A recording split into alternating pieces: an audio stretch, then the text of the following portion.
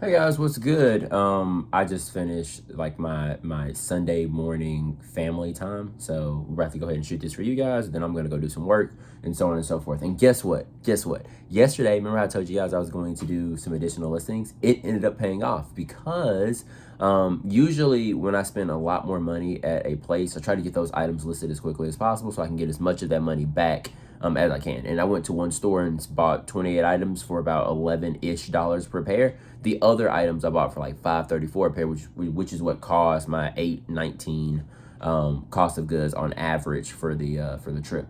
But, I went ahead and got those 28 pairs listed because I needed to get as much of that cash back. And it resulted in a pretty awesome day. So yesterday on eBay, we did $958.74 in sales. We sold 28 items at an ASP of $34.24. Our eBay fees were $164.05, which gives us a cash post fees pre-labels of $794.69. Our actual processing funds were $797.89. So when we pull out our estimated shipping labels, that leaves us with $601.89 for my cash flow on eBay alone. Our goal is $323. Our high-end goal is $360. And yesterday we missed both, but not yesterday, day before yesterday we missed both, and on Friday. And on Saturday we blew it out the water. So we did $601.89 in cash collected on eBay. Absolutely beautiful. Mainly because we had it was just popping a bit yesterday, and then we had like some pretty good sales. And one of the items that I bought yesterday, I sold it yesterday for good money. It was great. It was great.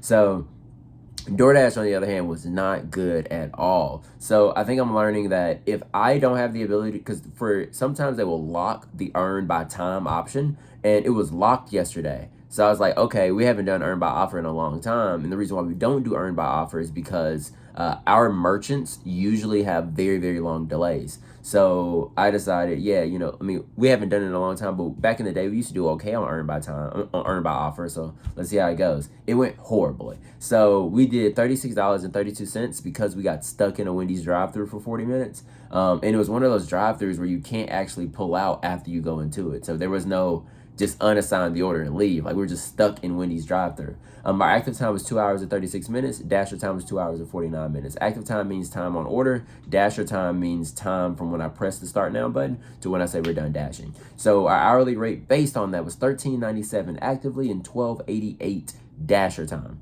So very, very disappointing. If I cannot do it by hour, I'm probably not going to do it at all. I would just go somewhere else where I can do it by hour, because the zone that we were in didn't allow it, but the zone we had just left from did allow it. So I should have just went back, but I thought it would be okay. It wasn't. Big learning experience for me.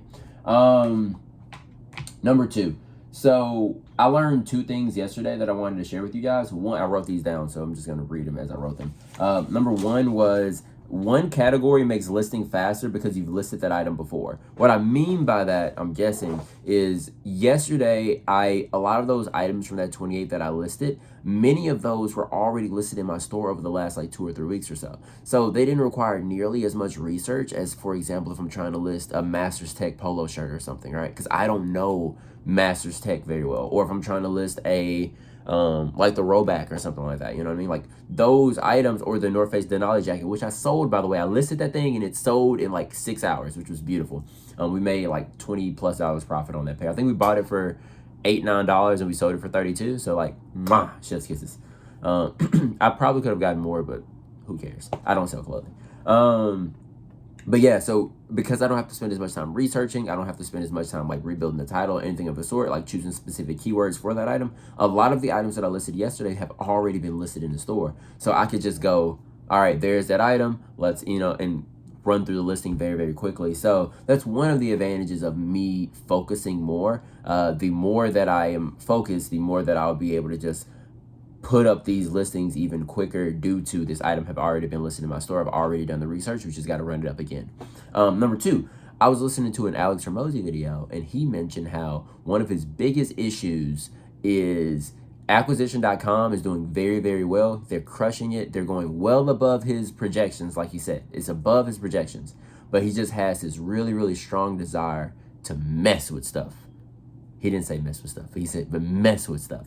And I feel that fully. I totally understand what he's talking about.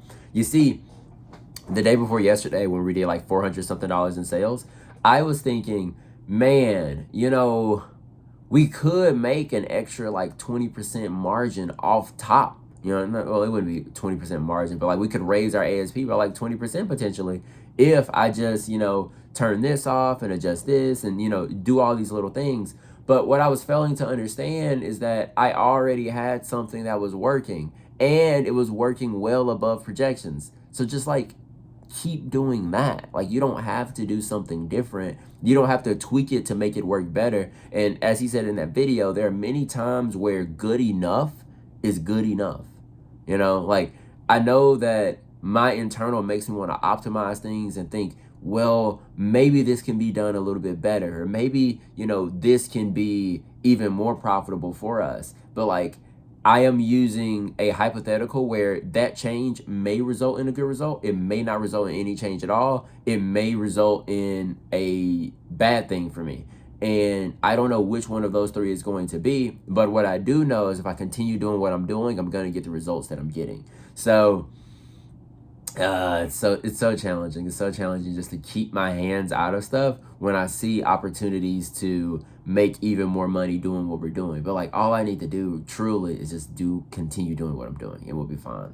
But I just saw that and I was like, above projections, you say, Alex Ramosi, because my projections for December, remember, was I wanted to be 30% up. Like if I could go 30% up in December, that'd be beautiful. And actually the true projection is to be 30% down in December. I'm supposed to be down 30% in December. And last 31 days, so November 21st to December 21st, we're up 55.2%, right? We're at $17,644.10 in sales.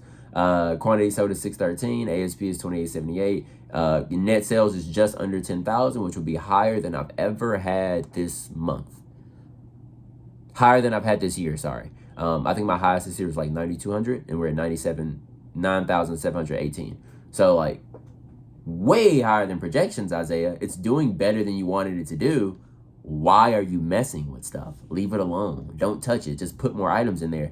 And if you lose an extra 10% on the margin, it's okay. Well, not the margin, 10% on the sale price, it's okay. Like, give the good deal, sell more stuff, repeat the process. It's going to be okay. You're making a bunch of money, Isaiah.